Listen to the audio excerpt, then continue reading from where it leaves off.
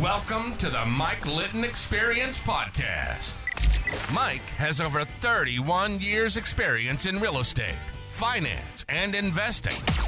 He's passionate about being a father, a teacher, a realtor, an investor, and a leader. Everyone has a story, and our passion is to help them tell it. And now, introducing the host of the Mike Litton Experience, Mike Litton. So what can you expect from the Mike Litton Experience? You can expect stories that will inspire, motivate, advice that will sharpen your focus, and expert information on real estate, finance, and market conditions. 24 and a half. Okay. And that's when I moved to San Diego. Gotcha. Wouldn't have come here if it wasn't for my buddy who owned that company, John Schulte. If I hadn't, he started an office out here. He wanted to move out here. Okay. San Diego. He wanted to get away from the Midwest and come out here. And so the first time I came here was with him on a business trip looking for office space. I gotcha. And we went and looked and opened an office here. And then I went back to Missouri. But I remember coming out here a couple times, and there was at one point when I was on a plane to go back to Missouri, and I felt like I was leaving home and going to some place I didn't want to go. Right. And so I realized San Diego will do that to you. Yeah. I don't want to leave this place. Yeah, I don't blame you. And I really didn't. And so I ended up actually resigning from that job, which was a cupcake job at that point. Mm-hmm. If I just stayed in Missouri, I could have had this great setup for life, basically. Yeah. We're still crushing it there. Yeah. But just didn't, I wanted a new mountain to climb, I guess. So I resigned, moved out here without a job, had a roommate, and started figuring things out, played poker for about 6 months. So it was 2003? That was April or May of 2004. Okay. Yeah, 2005, sorry, 2005. Okay. So 2005. Yeah. So you come out in the spring, early summer of 2005, and you played poker for how long? About 6 months. Okay. So you like to play poker. Obviously, it was going you're good well, at it. but at the end of the day, it was it's kind of just a nasty life. You have a dream of playing poker and making money, and I actually went and I did that. Problem is, what are you doing? I'm taking money from retired veterans and stuff like that, and who are just having fun with their retirement check, and I'm sitting here trying to steal their money from them. Trying to make money. And it was easy to do, but also made you feel kind of bad. Yeah. These guys are achy feeling. Yeah, they're laughing, they're having a good time, and then all of a sudden you take their money and they're sitting there like, gosh, this sucks. Yeah. They want to go, but they can't because this is what they do. Yeah. And so it didn't feel good. It's like, you know what? This isn't the right way to do it. Like, if I was taking money from the casino, that's one thing. Right. Taking money from old retired veterans, that's so cool. Vietnam War hats on and stuff, it just wasn't something I could do long term. And so it's too hard to beat the casino. Yeah. So I decided that I'd best get a job, and so I did. I went and got a job as a telemarketing manager at a place called aplus.net. Really? So you didn't go back in the mortgage business? No, I didn't. I didn't get in the mortgage business. This is fascinating to me. Yeah, just different mountains to climb. Okay. Yeah. So why aplus.net? Why telemarketing? So I had run our telemarketing operation at the mortgage company in Missouri, and had figured out a formula for how to be very, very efficient. Right. And we were generating 1,000, 1,100 leads a day. Wow. With 30 telemarketers. So it was insane. Way too much for what the loan officers could handle. I mean, when I left there, I saw stacks, 500-600 pages high of leads that had never been touched. Wow. No one had ever called them, never touched them. And so I had a good proficiency for telemarketing script writing. And so that's what I went and I sold to these guys. And the guy who was the manager there, he immediately was like, you got it, you're in. And the guy who I was replacing was getting moved up. Okay. So he was there to, he's like, hey man, it's a cake job, no problem. You make $3,000 a month salary, and then you'll probably make $3,000 or $4,000 a month, commission and whatnot. And it's a piece of cake, you're gonna love it. And so first thing I did was I fired about 2/3 of the telemarketers. Wow. They were terrible. Yeah. They sucked. They were a complete waste. Gotcha. And then we doubled production with the remaining people. Okay. So I caught everyone's attention that I was, first of all, willing to let people go, because I didn't know the culture in California was so different. Yeah. You don't just come and fire people here. Right. It's or let people go, but they were all temps. So we had all the employment was done through temping, so it was very easy to let people go. So it's like, oh, so I can do it? Like, yeah. It's like, okay, then these people all have to go. Yeah, these are gone. And so we worked with these staffing agencies, and so I cut the fat, got down to about 12 telemarketers, Okay. and then we doubled production with those 12. Okay. And they were also working less hours because part of the reward was they got to leave early. Right. So we hit our daily goals, you get to go. Awesome. You know, and they love that. Oh, sure. Motivated the heck out of them. Yeah. Even though they're paid by the hour, so they would make less. They wanted to leave early. So figuring out what do people want and then giving it to them, that's the key to everything. Absolutely. Right? Yeah, welcome to Management 101. Right? That's so it, baby. Hey, you guys want to leave early? That's what you value? That's right. Not an extra $25 gift card if you hit this or that and you want to go home 10 minutes before traffic starts. Right. No There you problem. go. Knock yourself out. And if we hit our goal for the week by the end of the day or by lunchtime on Friday, then we leave, half an hour early on Friday. Yeah. And I tell you that half an hour, I mean, just the difference it made of having their staff. So I learned a lot about stuff, in that process. But it was very simple as a hosting company. They were doing well anyway. Don't get me wrong, I'm not trying to take credit for this, but after about a year I was there, which is how long I was there for, they sold the company to a venture capital firm for like $92 million or something like that.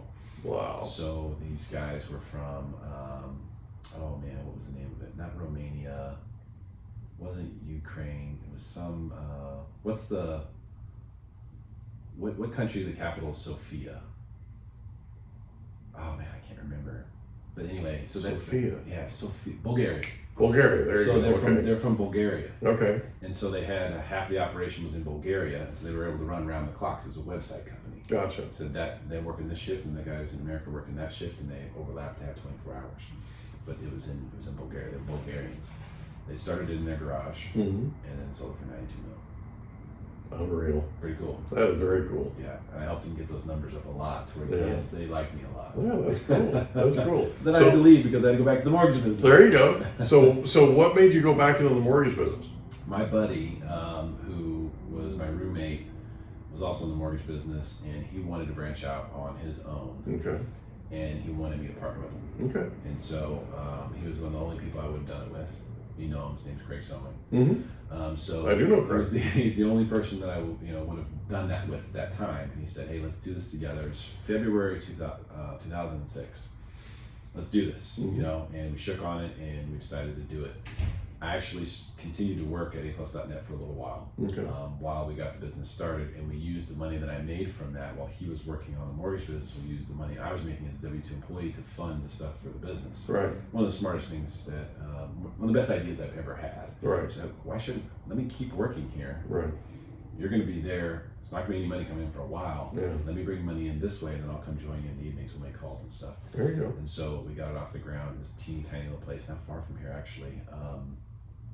And did really well with it. We were the number one in 2008. We were the number one branch for Benchmark Mortgage in the United States. Okay, that's cool. Yeah, so it didn't take too long for us to make a big hit. And of course, the crash. Yeah. cometh. Yeah. So you hit the peak or the pinnacle or whatever in 2008, and then here we go. Yeah. Grab onto something stationary. It was pretty wild, and he stayed in the business. I got into credit repair at that time. Yeah, I because remember that. That was what I saw was the big need was credit repair, and we've been fixing people's credit, giving people advice on it for a long time. We started that business, and 2008 gave you a ton of clients. it was it worked out very well for the next couple of years. We did really well with it. It was actually a great business, really great business, doing things the right way. That's how we met. You were Mr. Credit. Yeah, Mr. Credit. That was the brand, and we got that from Mr. Ticket, by the way. And I know Mr. Ticket is out there and he listens to my stuff, and I didn't know that he was a fan of mine. But Mr. Credit came from Mr. Ticket. It was Craig's idea. I gave Craig the credit. He said, you need to be like Mr. Ticket. You need to be Mr. Credit. Yeah. I was like, let's do it. That's the one. So Craig has always had an unbelievable talent for the media kind of stuff and the marketing and branding, and you know what I mean. He's just the guy's a genius. Yeah, he's great with that stuff. Yeah, really, really good with it. And so we did the credit repair business for a while, and that's what started me into actually following the actual dream, from my childhood dream of doing a radio show. Yeah, was Mr. Credit. The idea of getting on the radio and talking about these credit-related items, and doing it once a week to start. Started off there. And it was good. People were like really interested, and I noticed a little following being built. You know, I saw the traction. I was like, man, this is something I've got to get on the air every day. And I really wanted to pursue that.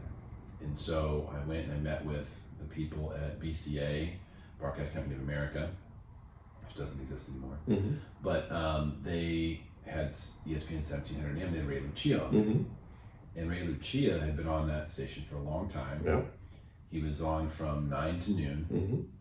And so it would be perfect if I could follow Ray. And that's exactly the spot that was available, was noon to 1. Oh, beautiful. So it was just a perfect, you know, segue, setup. And the way that worked, also I own the show completely. So the way that works in the radio business is 2 ways you can do it, right? The studio can own the show. They're paying you as a host, a W-2, and they own all the rights, and they're going to go over the show with you, tell you what to say, what not to say, who you're going to have as guests, blah, blah, blah, blah. I completely own the time, so I could do whatever I wanted. I had to pay for it, which means I had to get my own advertisers to cover the costs and things like that. So initially, when I started, I was upside down on the show.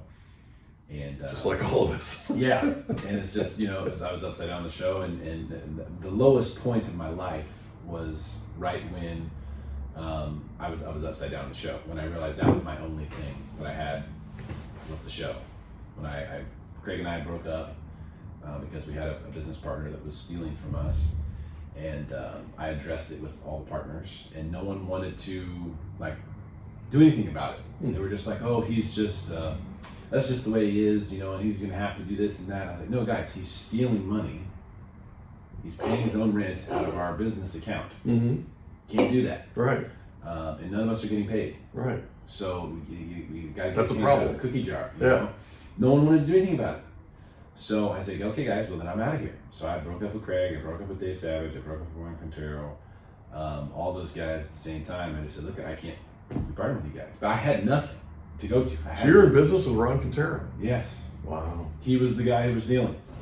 Oh my goodness gracious. So wow.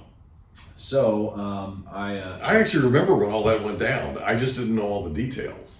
It went down a long time before. So since then, Dave and Craig have both come to me and said, you were so right. Yeah. You got out of there at the right time. We dealt with so much more crap with Ron and stuff. And Ron recently killed himself. Yeah. He had no one else to steal from, I guess. But you know, it was a crazy situation because I had nothing to lean on. All I had was my show. Right. Okay, which I was profitable at the time, like $1,300 a month. Right. I had a 3-year-old daughter, an apartment, you know, and I didn't have much. Right. So then, shortly after I broke up, the breakup was official. I heard from one of my biggest sponsor, who had been drowning with calls. As a real estate agent, I'll leave his name out of it, but and I'd been getting complaints about him not calling people back. But we were running ads for loan modifications and things like that, which a lot of times turn to short sales and so forth. He was getting blown up. I knew he was. So I wasn't worried about it at all. He canceled. So I went from being 1,300 positive to now being 1,200 negative. So I have nothing except for the show that I'm upside down on. Right. I think I spent about 1 full day being sorry for myself. Yeah. And just sort of being like, you know, shit, poor me. Yeah. And then I decided, I remember it was in the evening late, I just decided, you know what, I'm going to kick this ass, whatever this is. I don't even know what it is in front of me, I'm going to kick its ass. Yeah. And so I just got on the computer and I started emailing people, texting people, calling people late at night, just trying to figure out how to get sponsors for the show. Right. Didn't take me long to start getting into the green. Got some stuff, luck rained upon me a couple of times. Before you know it, but you had to get after it to get the luck in, right? I pushed so the harder you work, the luckier you get. Correct. Yeah. Exactly. Yeah. Exactly the way to put it. Yeah. So then I got the sponsors I needed, and it wasn't too long after that I was living my actual dream. But I had to hit rock bottom first. Yeah. I had to file bankruptcy. Oh my gosh. I had to go through that. Mr. process. Credit. I had to file bankruptcy as Mr. Credit. Mr. Credit filed for bankruptcy. Correct. And now one of my top advertisers was William McDonald. Oh my gosh. Bankruptcy firm. Oh my gosh. What a crack up. So it was perfect. Yeah. It was perfect for me to say, listen, you know, this is a protective law. Yeah. And we generated a lot of business for them during that time, obviously. Yeah. So my biggest sponsor was a bankruptcy firm whom I used to file my own bankruptcy. Protected all of my retirement assets, my kids' college funds, all that stuff was protected. I just got rid of the debt that I was drowning in at that point because I was living off credit cards for however long, trying to build this business up. Yeah. And it was that was very eye-opening going through that experience as well. So I could speak to people. So listen, I had to do this. Yeah. It was terrible. I went through divorce, business divorce, divorced my daughter's mom as well. Went through all this stuff all at the same time. It was a lot, Mike. Yeah, it was a lot. But it was just on the other side of that where I lived my dream. Yeah. So isn't that something? Yeah, it is. It's life, man. Going through that valley. You gotta go through those just incredibly tough times sometimes so that you can come out the other side and your dream is right there. And so many people, and I'm telling you, people that are listening to this right now are going through a tough time and they think that there's no light at the end of the tunnel. You and I can both speak to the fact, with enough life experience now, we can both speak to the fact that even though things are rough right now, there really is light at the end of the tunnel. Your best days are ahead.